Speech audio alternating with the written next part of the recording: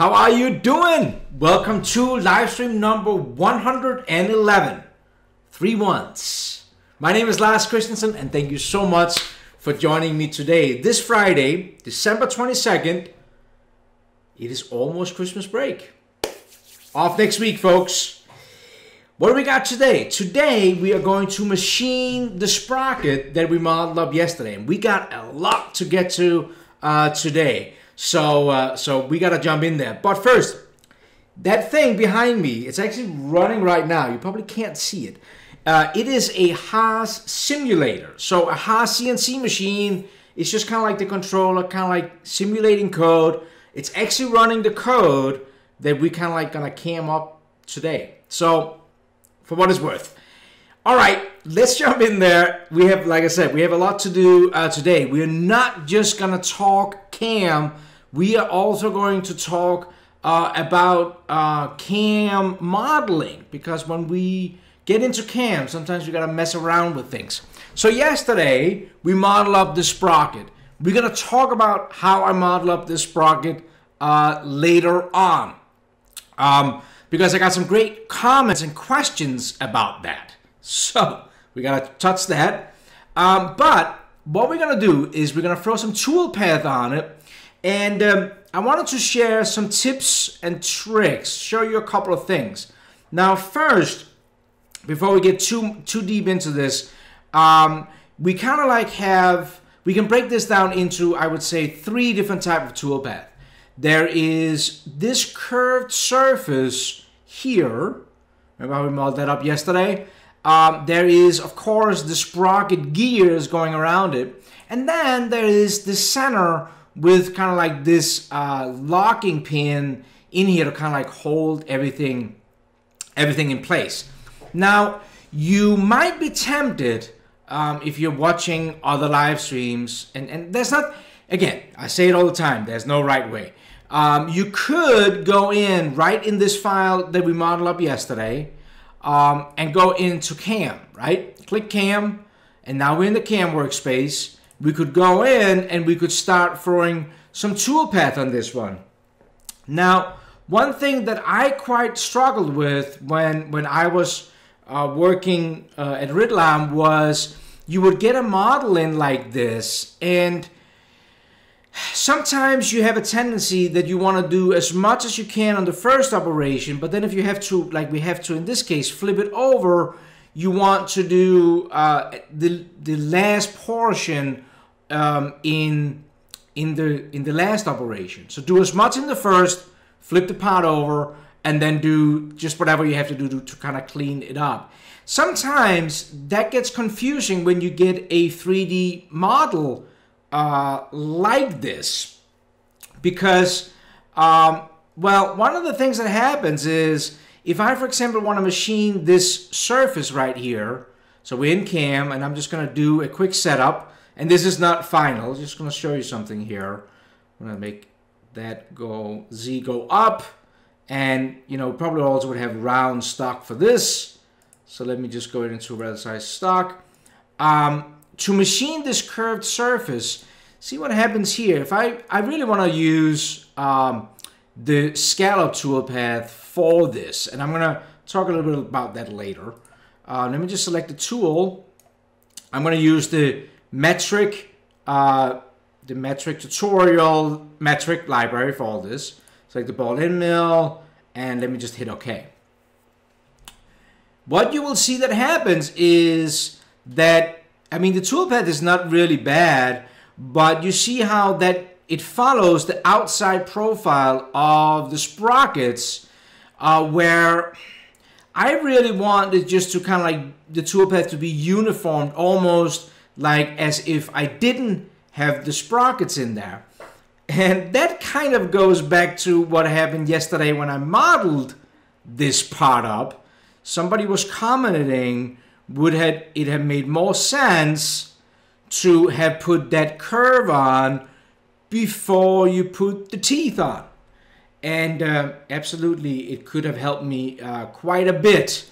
So the way I really would like to machine this part up in cam is I would do it in 2 setups. But instead of trying to machine as much from the beginning, I would actually do just this here.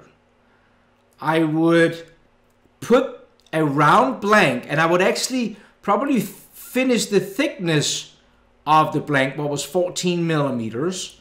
I would probably leave a little bit extra on the outside, finish the thickness to 14 millimeters, have it all lapped in so it's all nice. Then I will do the first setup where I would put it up in kind of like, this is like well, this is actually a chuck for a lathe, but you know, you can put that on a table, right? Put a couple of clamps here.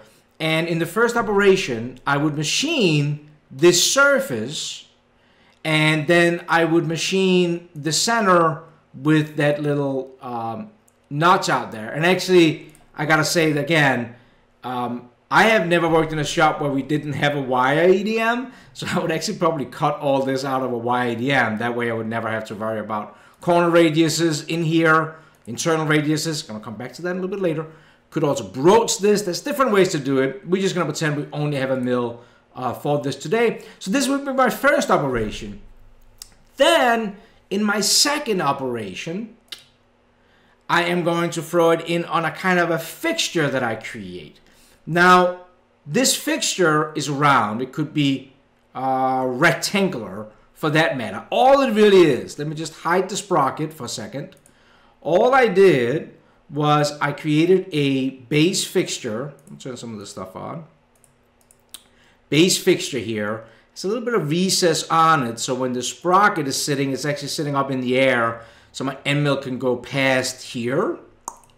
And then I probably would put something in like a center pin that has a screw in the center, have a notch out where a little pin or a little rectangle block could fit in that would lock the sprocket in, and then I would just put a screw and a washer that I downloaded from McMaster.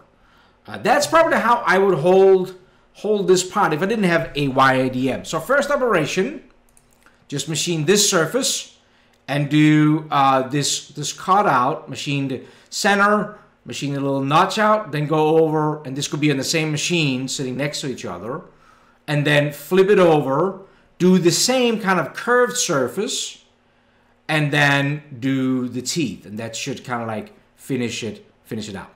So a lot of stuff here, different ways to attack it. Might be better ways to, like I said, if I had a wire EDM, then that stands for, somebody just put that in there, it stands for a wire electronic discharge machine. I would probably use that. Now, that took 8 minutes. But I thought that was important to kind of like just, you know, we have people here in different kind of levels when it comes to CAD and CAM. So I just want to kind of like say that that's where I kind of like want to end up. Now, I want to make a point that is very important. I would probably not, well actually I would not, for this part here, if we only had to make between, I don't know, 1 to 10 gears, I would probably, or sprockets, I would probably not have this in my model. I would maybe not even model up the fixture in here. I'd probably be able to do all that without even having a CAD file on it, if I was kind of like just bootstrapping it on my mill. Okay, I wouldn't even you know, go as far as having all that in a CAD model. But I felt like it was important to kind of like show you visually what I would do. So what I would do, keep on talking, right? What I would do, let's just forget about these two setups for a second. Gets back to our original sprocket here. Now, this file we got from a customer or from the design department. If we just were making it ourselves, we maybe could get away with just getting into the CAM workspace and start throwing Toolpath on it like this. But if we assume that we got it from a customer or something, you know, I would not do all my CAM inside of this model here. And I talked a little bit about the other day when I talked about the 3 ways that I model up. So if you did not check that live stream, check it out. I was talking about, you know, how you can do different things. The problem by putting your CAM toolpath in here is that if the customer ever comes with a change, or the designer comes with a change, design department comes with a change, then it can be hard. You have all these fixturing and work holding, and it can just be a little bit crazy. So what I would do was I would open up a new design, and I know I'm talking a little fast, but I have a lot to cover. It's the last live stream of the year, so if I'm running a little bit over today, I'm not going to worry about it. So I'll open a new file. I'm going to save it right out of the bat, and I'm going to call it our, let's call it our CAM, so we can all remember that that's what I call it. Now I'm going to go out and, well, I could go out and insert our original Sprocket in here, but what I really want is I actually, for the first operation, I really want a part that looks like this, okay? And this means that I'm going to get a little bit into some of the modeling issues from yesterday. Now, again, customer part, design part. I don't want to mess with the customer's file here. So what I'm going to do is I'm going to go up and I'm going to say save as. I'm going to save as a copy out of here of this. Now, I like to leave the V1 in there for the name because that means that it is the Sprocket version 1 that I'm saving out a copy as. These two will not be linked. So this is going to be my first operation, blank, that I'm going to be using. I'm going to show you some neat things with this. So this is going to be my first operation. So I'm going to hit save to that. Now look up at the name. You will see the name automatically changed. So I now know that I'm working on the one I just saved out as. So the original Sprocket, the one I got from the customer, is sitting down here and is safe. We haven't messed with that one yet. We're going to use that one in a second. Now, here comes what I did yesterday. So yes, there was a couple of things I got to quickly address from yesterday's design challenge. A couple of things. First of all, one comment, if I had put this swoopy surfaces on prior to the teeth, would that have made sense? Yes, that would have made sense. That was just one of those things in the design process. I didn't quite think it all the way through. Another thing I showed you in here, if I scroll back a little bit, remember how I kind of like, I broke the model into two to kind of get that intersection up here. I got so excited by showing you how you can break your model into section pieces and then stitch it all together again in here. There is actually, if I go to sketch, I go down to project, there is a intersection tool right here I could have used. Now I want to do a live stream specifically on the project tools. I haven't gotten to it yet, but this would actually have saved me from having to cut my model in half. This would actually have projected right where that plane was. So the couple of people who did that, yes, who pointed that out in the comments areas, yep, you're right on. I got too wrapped up in my many times I just want to show you functions, and I guess sometimes that costs a little bit on the best way to do things. And the last thing I'm gonna just show here, because this is important, was I used the revolve or angular plane to create a plane here. Yes, as somebody pointed out, using the mid plane would have been just maybe even a faster solution. So this is great. That I'm kind of happy that I screwed this up. Well, I don't know if I want to say, I'm not admitting that I screwed it up, but there was probably a better way to do this. But it's fine. I'm okay with that. Because that gets me to, this is what always happens in real life. You model something up, and then you get to the point where you got to do something else, like us today with CAM, and then you suddenly like, man, I should have thought of that. But then you got to find ways around it, and luckily Fusion is awesome, so we can do that. So what happens is I want this surface to actually be without the teeth, but because the way I modeled it up, if I go in, you see here we have the circular pattern. If I, for example, go in here and right-click on that and say I want to suppress that circular pattern, well, because Fusion is completely history-based, notice what happened. Everything else that relies on that circular pattern gets also suppressed. Same thing if I unsuppress the revolve here, and I go back to our original teeth, right click and suppress that feature, then we're back to our original plane.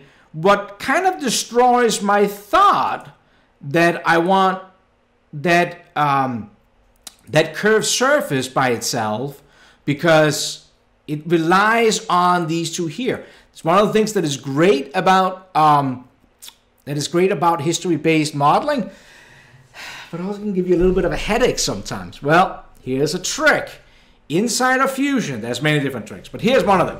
Inside of Fusion, we made a copy of the original customer files. We can actually eliminate the history-based thing here. And this, I think, is probably one of the best things to know when you're prepping parts for CAM.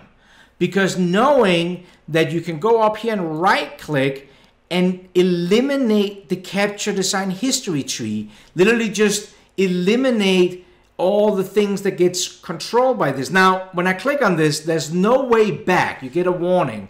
I cannot get my history tree back on this. That's why I'm making a copy. But I get what is called free-form direct editing tools available. So I'm going to hit OK to this, and you will see that my history tree is gone. So you right-click up here and say, do not capture design history tree. Now, I'm not quite sure 100% how Fusion calculates everything, but you will see that it finds some of the features it brings in here, but a lot of them are lost. And because the way I kind of split things up, you will actually see that the pattern is here, but only half of it. So let me just try to delete that. And, well, I got what I wanted. I got half of what I wanted. I still have some teeth over here, but this is what the surface that I was kind of like going for, right? Now, one of the other things that we need to talk more about on these live streams is the different selection tools. So what I actually want to do is I want to delete all these faces here. You can go and hold down Control, and you could go around and multi-select. Zoom in a little. Select all the different faces, and if I delete those, then it will actually get rid of the teeth. I just want to show you how cool Fusion is when it comes to selection. I'm going to go in and say only prioritize. Now, so if you go all the way down to the bottom, here's everything that gets selected right now. So you can see everything is checked. Well, you can actually go in here and kind of like prioritize what you want Fusion to try to select. So if I say select face priorities, the menu goes away. Now see how little gets selected in here, only body faces. And then I'm just going to go up and select freeform selection. And just check this out. I'm just going to drag a lasso around here. Boom. And I just selected every single of those faces that goes around there. Okay? So rewind the video if you want to see that again. I'm going to hit delete. And now I got what I want for my first part here. Now I actually, and to get back again, I just go up here, say selection filters, select all, and go back to window selection, and I'm back to the original one. Now for the first operation, I actually don't want this one down here, so I can select that face, hit delete, and this is actually how I want the first operation to look like. Again, if this is going a little bit too fast, rewind, okay? Now, what I'm going to do with this, you could say, all right, so this was your first operation. Let's start camming. Well, just hold on 1 second. I really only want one file with all my different toolpath on it. Remember, we're going to have two operations. There's this one, but there's also this one, right? So I'm going to save this first operation. And you could say here, you know, made it ready. Whoop, ready for first op. Okay. Always put a note in here. It's going to help you in 3 months when you can't freaking remember what you did. Okay. So I saved this part out as our first operation here. Now, remember that our cam part that I created that don't have anything in it? Now I am going to bring in that part that we just created, that first operation. I'm going to bring it in here because this is also where I'm going to bring in, for the second operation, the sprocket. So what I'm going to do is I am going to right click and say insert into current design. So it's going to come in here. And you always get the first move when you come in here. But I actually don't like to do that because one of the things that can happen in CAM is that the customer do make changes. Actually, that normally always happens. And using this first move, I'm not a big fan of that. I actually like to use joints to kind of like reorient things if I have to. But I'm just going to go ahead here and hit OK. I don't like to use the move copy when I'm doing CAM. Now, I want to show you another trick. Notice up here in the view cube, don't this just make you bananas when you are doing CAM. You're bringing in a file, and whoever designed this dang gear, sprocket, placed it on a weird, the right plane. Doesn't make any sense when you're doing CAM. Here's the trick for that. Click on the view that you want to be top, right click on the view cube, go down and say set current view to top. Now that part is right. Now we didn't change anything in the file, although we just changed where the camera is. But if you're like me and as a CNC guy, top means I'm looking straight down on my part. Okay. Now we got a couple of more things we got to add in here. Here's another thing that is extremely important. When we bring a file into Fusion, look at this. The file are floating around in space. This is not great. I like to use a joint for that because if I got to swap the parts out later on, then, then it's good that you have it kind of like joined in here. Another thing I'm noticing when I'm looking at the top of this is that my key is staying in an angle. All right, so I have a couple of things I gotta fix here. So I'm gonna turn my origin on, rotate my model around. I am gonna go up and hit the inspection tool, and I'm gonna select my plane here and the side of the face. That will give me the angle right there. Now, I could write it down on a piece of paper. What I'm actually going to do is I'm going to double click on this number over here. Then it is copied to our clipboard on our computer. So I'm just going to do that. Double click, and it's now copied. So now the computer remembers that degree because I can't remember what I had for dinner last night, right? So that's one thing. Now, when it comes to joining things together in here, here's probably one of those tricks that if you're coming from another CAD software you're not used to, but in Fusion we can actually join to sketch geometry. What? So what I'm going to do is I'm going to open up a sketch, create a sketch. I'm going to open up a sketch right here on the top plane, and I'm just going to draw a circle. And I don't even care what that circle is, but this here is my my geometry that is kind of like my pickup. Then we can talk about where we're going to pick up the part on the machine. Now in CAD, it doesn't really matter where it is because we're going to do a setup. But what I'm going to do now is I'm going to create a joint, and I'm going to place our origin right on top up here. I'm going to create a joint, so select a joint for this part here from the center here to the center of our circle. See how I select our circle?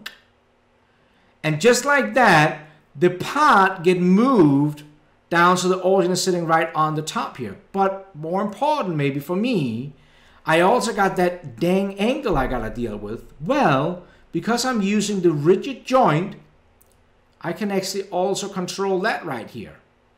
So I'm just gonna go over here in the window over here, do minus, because I can see it goes the minus way, Control V to paste whatever I copied from that measurement I did before. Hit enter, and this part is now locked in space. Okay? I hope this makes sense. I hope this is good.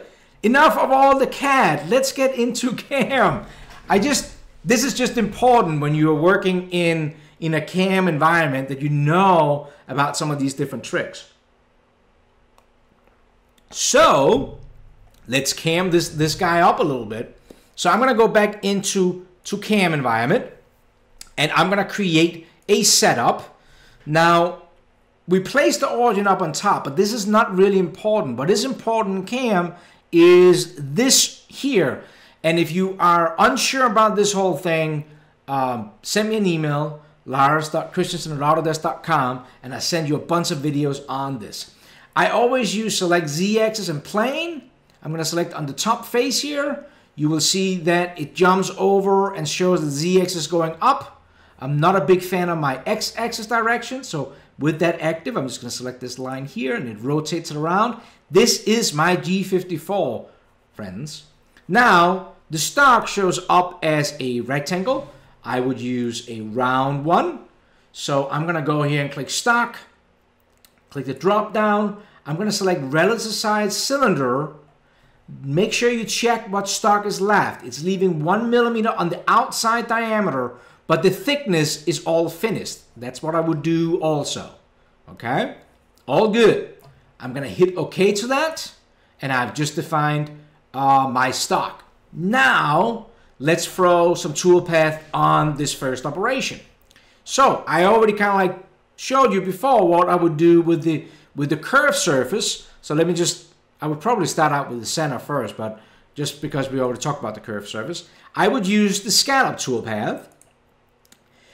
If you have never used 3D toolpath, just follow my steps here. Select the toolpath, select the cutter you want.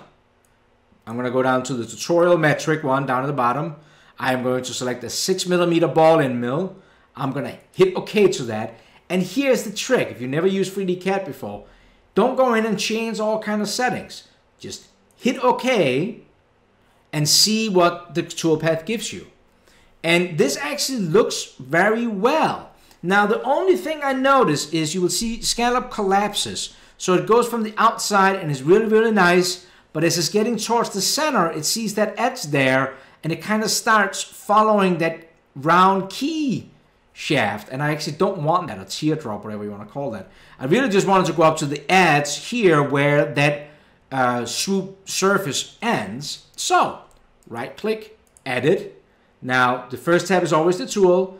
Second one is always selection. So here, hit the machining boundary, click selection, and I'm going to select my two boundaries, this edge and this edge. That's what I wanted to stay within. I'm going to hit OK.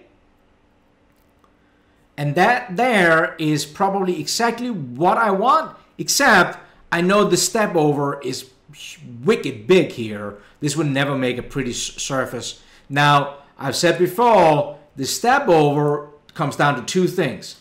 How nice do you want a surface? How much time do you got? So I would say I would never do anything bigger than a half a millimeter on something like this here. So that will do for that swoopy surface right there. Now I know we're coming up on the half an hour, but just almost done. Even though we have two operations, we're gonna kind of like cheat a little bit here. Now, so this is good. I'm happy with this. I think this looks pretty dang good. Now, for the slot in here, I am going to use a 2D adaptive clearing. Again, the tool is the first thing we always select. Go down to my metric tutorial. I am going to select a 10mm flat end mill, because that's the flat end mill I have here. I think maybe fit okay. I am going to click geometry, and I'm going to select that bottom edge. Again, I'm going to hit OK, see what we get here. Looks pretty good. Now, I actually probably would drill a hole first. And if I drill the hole first, well, let's just drill the hole. Drill a hole. Select the drill. Now, let's just assume that this drill is not 118 tip. Maybe it's 120, so we don't have to pre-drill. Though that is, oh, dang, it is 118. All right, I'm going to cheat with that. So I'm going to select the drill here, 10mm drill. Hit OK. Select this cylindrical as drilling through. On the depth, I'm going to make sure it drills through it, and I'm going to add a little bit of an offset, a couple of millimeters. Okay, now it's coming after our adapter, so just know you can always drag it up, reorder things by dragging, right? Now with this drill, now I don't need to helix in because we already removed the center here. So we can right click, hit edit, go over to the linking tab, change the wrapping to a plunge. So now that looks pretty good. Now I notice that it really doesn't machine. This 10 millimeter is not machining too much into here. So you know what? I'll probably actually pick an 8 millimeter. Now I'm gonna be lazy here because I know that I don't have a 10 millimeter in my library. I'm just gonna edit this existing 10 millimeter to an 8 millimeter. So I'm gonna right click and hit edit. Gives me a chance to show you the nice enhancement that the developers added this month. We got a nice view so you can better understand what everything is. Change this to 8, so it's going to be a little bit smaller. Hit yes to that. Hit OK. Hit OK. And that there looks pretty good. I think for roughing this out. Now, this is just a roughing operation though. So I'm going to finish that. Now, if I click the inspection tool, you will see that I made these radiuses 2 millimeters, so a 4 millimeter end mill to go 14 down. That's gonna gouge these corners. I talked about gouging last week. You normally always want to cut corners if you're machining it with a smaller end mill than the corner radius. But I mean, we're getting really small here, so I want to show you another trick. I'm going to do a contour and select a little bit smaller end mill. This is not really too important. We have a 5. Select the bottom edge here. So this is our finishing toolpath right here. Okay. Now I want to show you a little trick here. So if I just simulate this for a second, and let's turn tail, let's turn stock on. Let's just fast forward down to the contour toolpath here. Let the computer catch up. Now this looks very rough here, but remember how close we are looking at this right now. Oh, I gotta go a little bit deeper with my roughing, with my adaptive. But what I wanted to show you here with this finishing toolpath, and I don't know if you can see it. It's maybe hard to see. There's a little bit, because this is a 4 millimeter radius. We're using a 5 millimeter end mill. It leaves a little bit of material here. Now, if I'm using a 4 millimeter end mill right here, it's definitely going to chatter. It's not going to be great.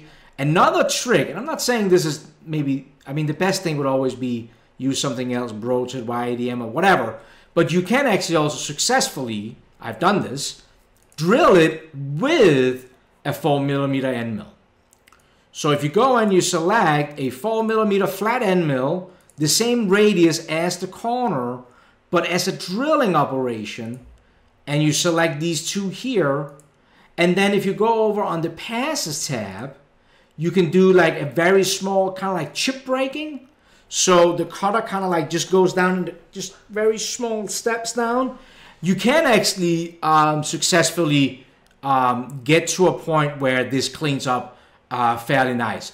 Another option is to talk to the customer. If you can do like Mickey Mouse ears, or you know, put something bigger in there, all that stuff. Many times designers just throw a radius in here and they don't have no idea how hard it is to make on the bit. Why not use a drill bit? Because it would wander off. Because the chamfer or the cutting edge on the drill would literally bend off. In this case, with a flat end mill, I could have, well, I should say that I could have drilled it beforehand, but then the drills many times wander a little bit too. In this case here, you get some of the nicest you could get if you don't have, you know, any other means. Just an idea. Okay, I'm already running over. It is the last one of the year though. So I'm gonna say that this year kind of like takes care of my first. Oh, let me just the adaptive here didn't go all the way through. Why didn't the adaptive go all the way through? Well, because we have stock to leave on radial and axial. So we could actually just go in here and change that to 0 for that, and that would make sure that it now cuts at least till 0. Or you can go ahead and hide this tab and make it a little bit deeper. Okay. Second operation. Second operation here. So now I'm going to take my blank, this one, right, that we just machined. I'm going to flip it over, and I'm going to drag it down on my little fixture that I created here. Whoops. Right? I'm going to drag it over here and screw a screw in, and then I have this here. Now, this is the finished. So with this here, I am actually going to bring in the customer file into this our cam file. So what I'm going to do is I'm going to go out to cam, out of cam into model. I'm going to hide that first operation that we created there. Now I'm going to go and actually grab the customer's file, the Sprocket, the one we modeled up yesterday, right-click and insert that into current design. Because remember, the link components in here, if the customer should make a couple of changes, I can just update everything. So I'm keeping it in two different kind of files. This is our machining file. So I'm bringing this one in. Now, this one came in not upside down over on the view cube because we changed our view, right? However, it is not sitting the same place as our other one is. If I turn my first operation on, we got to bring the sprocket down here, right? So I'm not using the move, so I'm just going to hit OK to that. I'm going to do exactly what I did before. I'm going to go and click Joint, right? And I'm going to again select the center of top of the sprocket. I'm going to select my little sketch ring I created. It's going to go down there. Now remember that this one was also crooked because the way that our designer modeled it up. Minus, I still have it sitting in memory, Control V.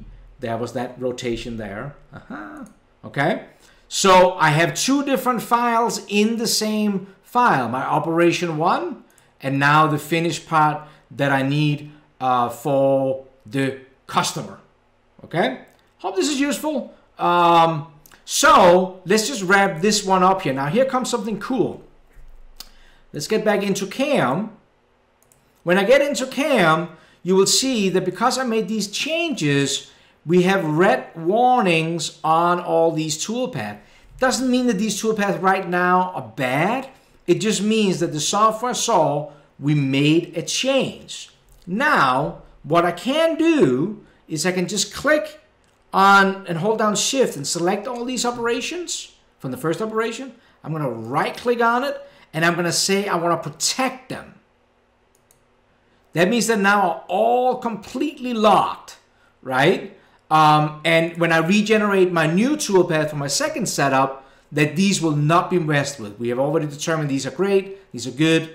That's good for first operation. So for second operation, I'm just going to create another setup inside of this file. Setup number 2. I'm pretty much going to do what you saw me do before. I'm going to select that same faces, place it there. I'm also going to go ahead and do the round stock because that's actually still the same. So now our second setup. Now here's a cool thing. Remember all the work we did to create this toolpath? Well, I actually want that for when I flip the part over for the second toolpath also. And they're sitting in the same spot. So what I can do for my second operation, right click on the first one, say copy, click on our second toolpath down here, right click and say paste. And if I hit the little arrow down here, we just copied that first toolpath down here. We just reused what we had. You know, I said it before. It just always makes it a lot easier, you know, when you can be lazy in CAD and CAM. So now we have our first toolpath. This T-slot is already figured out. We just got to do the last toolpath here. Now I would rough this out with a 2D adaptive again. And one of the things that is, even though that this is curved, then 2D don't care. 2D is awesome. So I'm going to select 2D adaptive clearing. I am going to select, well, now it became our 8mm drill to do it with. Could probably go a little bit different. Now remember that what adaptive does is, gotta select what you're gonna machine. So I'm just gonna select this edge here. What adaptive does is it looks at that chain I just selected, the stock I specified, and it finds to remove all that material in the most gentle way you can.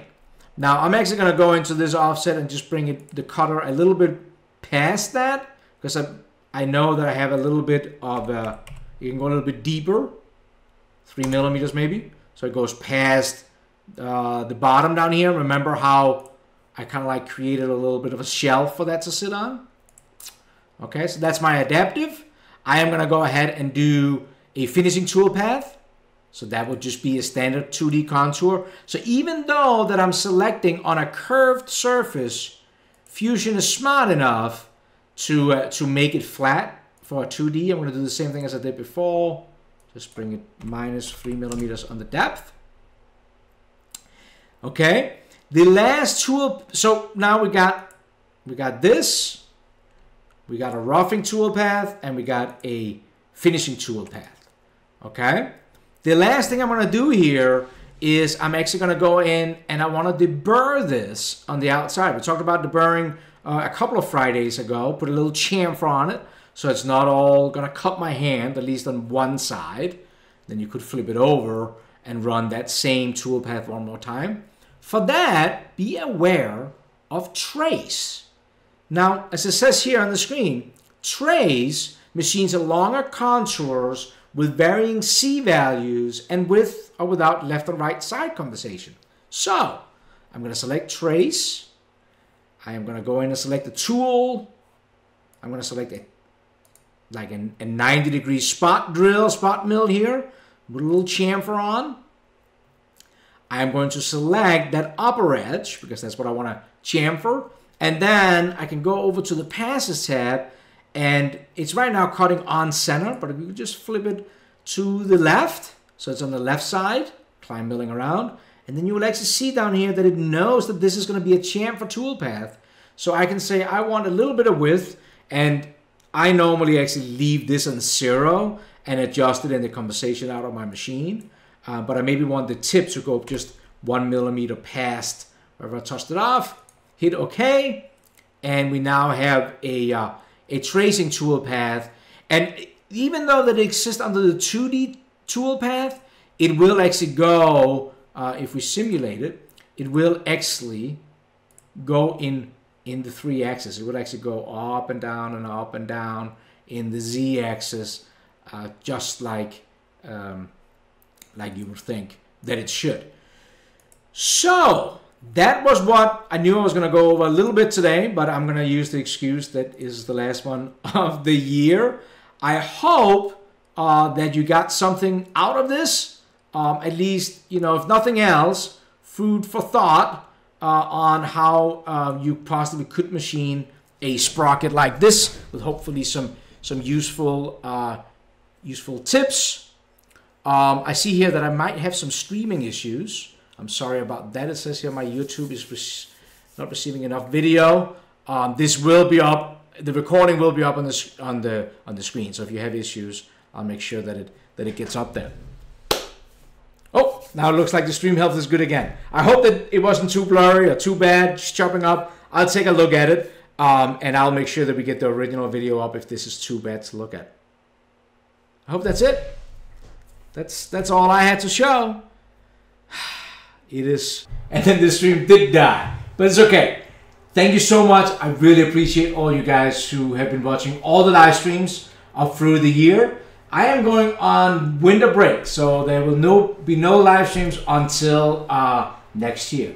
Thank you so much, everybody. I hope you have an awesome Christmas, holidays, Hanukkah, whatever you are celebrating. You have a happy new year, and we'll see you. I'll see you next year. Take care.